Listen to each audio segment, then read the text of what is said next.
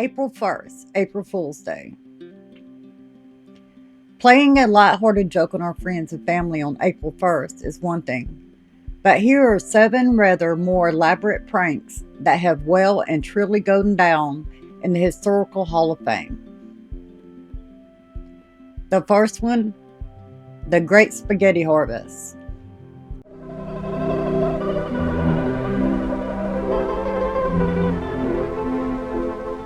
It isn't only in Britain that spring this year has taken everyone by surprise. Here, in the Ticino, on the borders of Switzerland and Italy, the slopes overlooking Lake Lugano have already burst into flower, at least a fortnight earlier than usual. But what, you may ask, has the early and welcome arrival of bees and blossom to do with food? Well, it's simply that the past winter, one of the mildest in living memory, has had its effect in other ways as well. Most important of all, it's resulted in an exceptionally heavy spaghetti crop. The last 2 weeks of March are an anxious time for the spaghetti farmer. There's always the chance of a late frost, which, while not entirely ruining the crop, generally impairs the flavor and makes it difficult for him to obtain top prices in world markets. But now these dangers are over, and the spaghetti harvest goes forward. Spaghetti cultivation here in Switzerland is not, of course, carried out on anything like the tremendous scale of the Italian industry. Many of you, I'm sure, will have seen pictures of the vast spaghetti plantations in the Po Valley. For the Swiss, however, it tends to be more of a family affair. Another reason why this may be a bumper year lies in the virtual disappearance of the spaghetti weevil, the tiny creature whose depredations have caused much concern in the past. After picking, the spaghetti is laid out to dry in the warm alpine sun.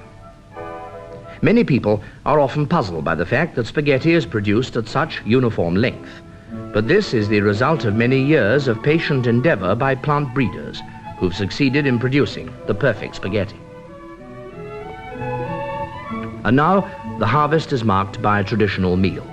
Toasts to the new crop are drunk in these poccolinos, and then the waiters enter bearing the ceremonial dish, and it is, of course, spaghetti, picked earlier in the day, dried in the sun, and so brought fresh from garden to table at the very peak of condition. For those who love this dish, there's nothing like real homegrown spaghetti.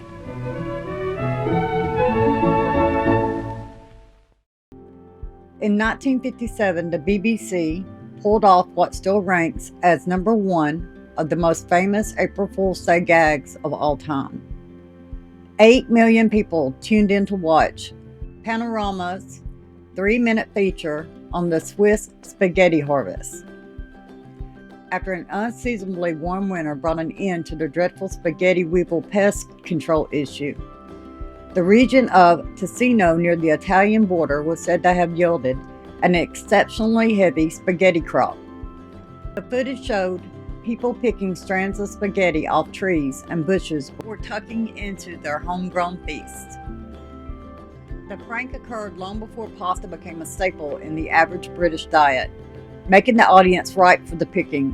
When viewers phoned in to find out how they could purchase their own spaghetti trees, the BBC told them to place a sprig of spaghetti in a tin of tomato sauce and hope for the best. The second one was the washing of the lions. You heard it right. Lions. It was in 1698 that people were first tricked into attending the washing of the lions at the Tower of London. That makes it one of the oldest known pranks in the historical record, and it would be repeated multiple times during the 18th and 19th centuries. One report occurred in 1848 when a journalist distributed cards inviting the public to the washing of the lions. As an onlooker wrote, I was not prepared for the extraordinary credulity of the British public.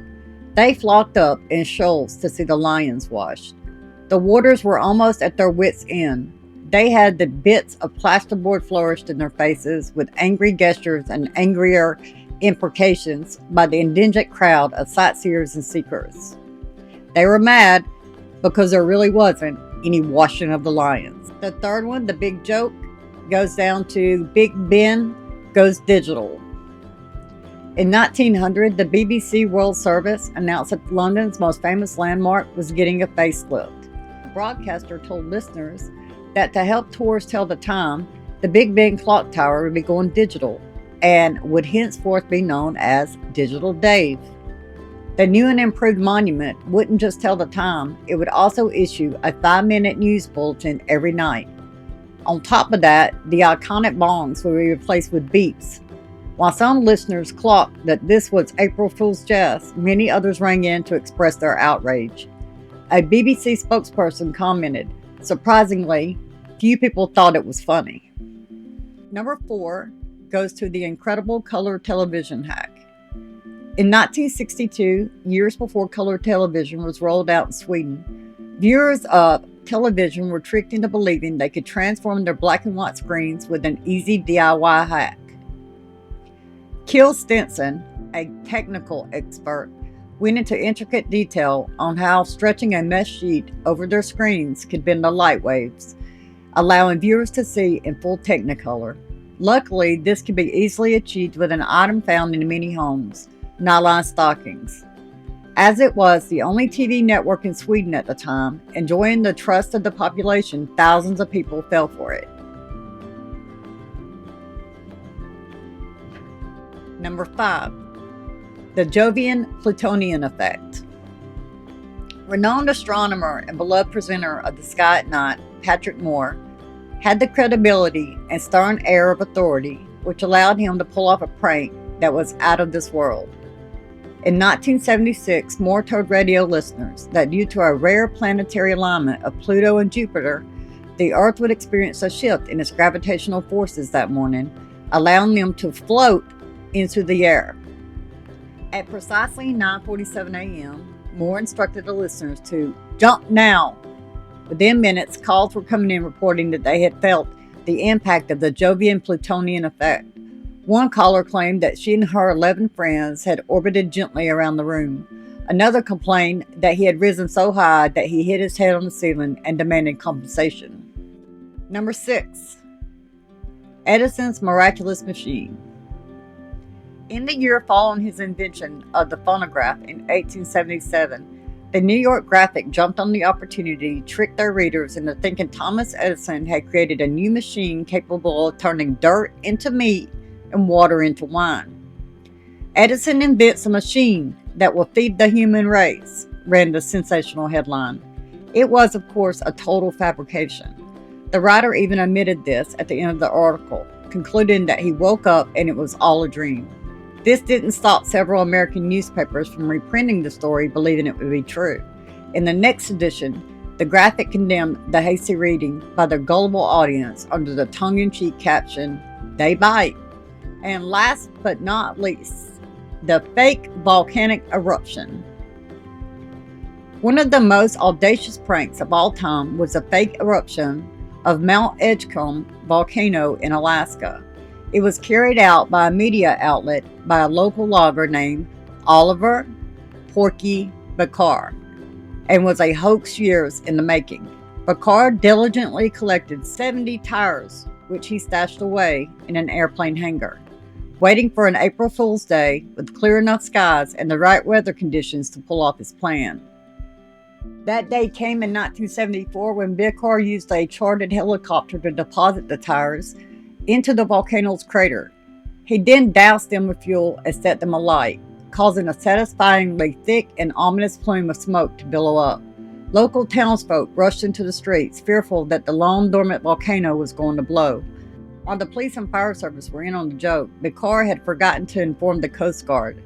They flew over to inspect the situation, but instead of seeing molten lava, they saw the old tires ablaze, surrounded by a giant spray-painted letters reading April Fools. I hope you enjoyed this stroll, going down memory lane looking at the greatest April Fool's Day jokes. So I hope you have a great April Fool's Day.